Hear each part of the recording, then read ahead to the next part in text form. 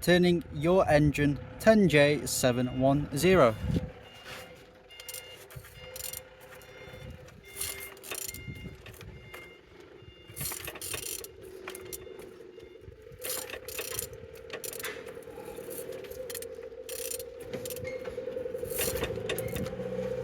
Turning is very good, as you can see. The compressor looks very nice, no damage and no cracks. The alternator looks very nice, very good, as you can see.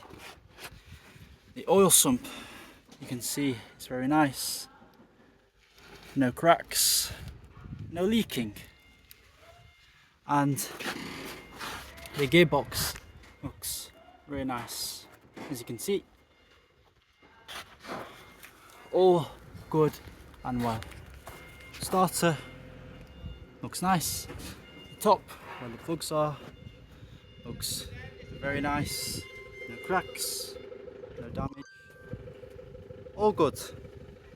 And turning your engine 10J710.